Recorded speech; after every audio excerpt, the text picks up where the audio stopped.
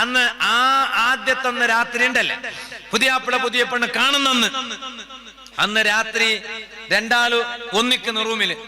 അന്ന് ഒരു സംസാരം തുടങ്ങി തന്നെ. എന്ത് തുടങ്ങിയ? നിക്ക് ആരോടെങ്കിലും ലവ് ഉണ്ടായിനാ പണ്ട്? ആദ്യത്തെ ചോദ്യം തന്നെ ഇതാണ്.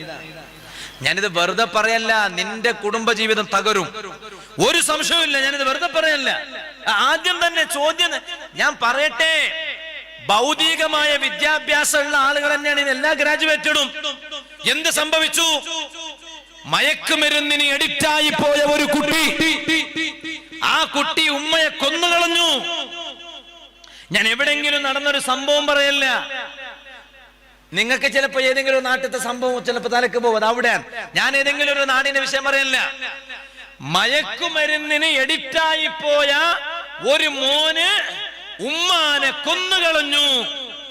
എന്നിട്ട് പറയാണ്, ന്യായം പറയാണ്, എനിക്ക് ജന്മം തന്നതിന്റെ പേരിൽ ഞാൻ കൊടുത്ത ശിക്ഷയാണ് എന്നറിഞ്ഞത്. മയക്കുമരുന്ന്, ഗാഞ്ച, ബങ്കി ഒക്കെ അല്ലേ? നിങ്ങളൊന്ന് ആലോചിച്ചു നോക്കി. കൊന്നുകളഞ്ഞു. ഞാൻ പറഞ്ഞു വരുന്നത്, ഭൗതികമായ വിദ്യാഭ്യാസം എത്ര ഇപ്പെല്ലാം പൈസ ലൂട്ടുന്ന കാലം, പൈസ ലൂട്ടുന്ന കാലല്ലേ? പൈസ ലൂട്ടുന്ന കാലാണ്. ഇപ്പൊ മനുഷ്യന് അധ്വാനിച്ചിട്ട് പൈസ ഉണ്ടാക്കാൻ കഴിയില്ല, പൈസ ലൂട്ടുന്നേ. ATM മെഷീന്റെ മുന്നിൽ നിന്നിട്ട് ദറോടാക്കുന്നേ. അതുകൊണ്ടല്ലേ റബ്ബെ ഇപ്പൊ ഈ സഹിക്കുന്ന ആര് സഹിക്കുന്ന? ഇപ്പൊ നിങ്ങളെ മൊബൈലിലെല്ലാം വേറെ ഒരാൾക്ക് വിളിക്കുമ്പോ എന്തെല്ലാം സംസാരം കേൾക്കുന്നില്ലേ? നിങ്ങൾക്ക് ആറാറാമ കോള് വരും, ജാഗ്രത, എന്ത് ഒത്തിരണ്ട, പൈസ പോവും. അതല്ല ഇപ്പൊ എല്ലാരും മൊബൈൽ. എന്റെ മൊബൈൽ ഒരു പൈസ ഇല്ലാത്ത എന്റെ മൊബൈലിക്ക് അങ്ങനെ വരുന്നെങ്കിൽ എത്രയോ പൈസ ഉള്ള നിങ്ങളെ മൊബൈലിൽ എത്ര കോള് വരും? ഒന്ന് വിചാരിച്ചു നോക്കി. മനുഷ്യൻ ദറോഡ് ചെയ്യാണ്. അധ്വാനിച്ചിട്ട് പൈസ ഉണ്ടാക്കാൻ മനുഷ്യന് ആഗ്രഹമില്ല. ഞാനിപ്പോ അതിലേക്ക് കിടക്കണില്ല. ഞാൻ പറഞ്ഞു തന്നത് എന്തെല്ലാം തോന്നിവാസങ്ങളാണ്. അതുകൊണ്ട് തന്നെ ആദ്യത്തെ രാത്രിയിൽ നിങ്ങൾ അങ്ങനൊന്നും ചോദിക്കേണ്ടതല്ല. പിന്നെന്ത്? അന്ന് മാപ്പിളയും പെഞ്ഞയും പുതിയ പെണ്ണും പുതിയാപ്പിളയും രണ്ടാളും ചേർന്നിട്ട് ഒരു 2 റക്അത്ത് നിസ്കരിക്ക് നോക്ക. പരസ്പരം നിങ്ങൾ കിടക്കുന്നതിന് മുമ്പ് ഒരു 2 റക്അത്ത് സുന്നത്ത് നിസ്കരിക്ക്. അത് അന്നത്തെ സുന്നത്ത് നിസ്കാരമാണെന്ന് മഹാന്മാർ പറഞ്ഞു. ഇത് ക്രമാണ്, കല്യാണം കഴിക്കുന്നതിന്റെ ക്രമാണ്. ഞാനിപ്പോ ഇതിലേക്ക് കിടക്കണില്ല.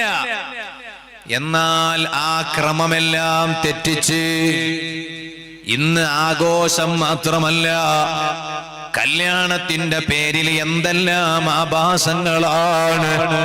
ഓ പറയട്ടെ, ഇത് ആർക്കാണ് ചീത്ത പേര് വരുത്തുന്നത്? ഇത് മുസ്ലിം സമുദായത്തിനാണ് ചീത്ത പേര് വരുത്തുന്നത്. പരിശുദ്ധ ഖുർആനിൽ അല്ലാഹു തആല പറഞ്ഞില്ലേ, വലില്ലാഹിൽ ഇസ്സത്തു വലിറസൂലിഹി വലിൽ മുഅ്മിനീൻ.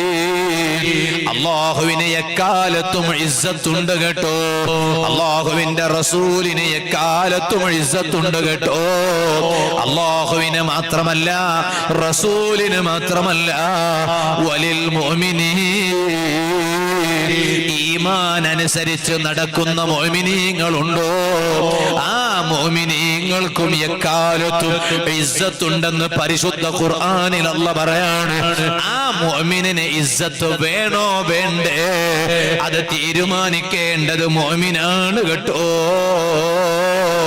അത് തീരുമാനിക്കേണ്ടത് മുഅ്മിനാണ്. ഓ കയ്യിൽ പണമുള്ളത് കൊണ്ട് കല്യാണത്തിന്റെ പേരിൽ കുറെ ആഭാസം കാണിക്കണമെന്നില്ല. കയ്യിൽ പണമുള്ളത് കൊണ്ട് കുറെ ആഭാസം കാണിക്കണമെന്നില്ല. അതാണ് ഖുർആനിൽ അല്ലാഹ് പറഞ്ഞത്. പണം നല്ലതാണ്. ഖുർആനിൽ അല്ലാഹ് പറഞ്ഞില്ലേ, പണം. ചില മനുഷ്യന്മാരെല്ലാം വന്നവർ പറയാം, നക്ക് പൈസ വേണ്ട, നക്ക് പൈസ വേണ്ടെന്ന് പറയും. നീ കാറ്റിൽ ജീവിക്കുന്നല്ലേ, നിക്ക് പൈസ വേണ്ട. ഉസ്താദ് നക്ക് പൈസ ആശയമേ ഇല്ല ഉസ്താദ്.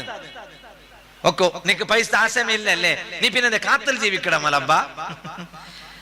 പൈസ എന്നത് ദുനിയാവിന്റെ നല്ല പൈസയാണോ, ദുനിയാവിന്റെ അലങ്കാരമാണ്.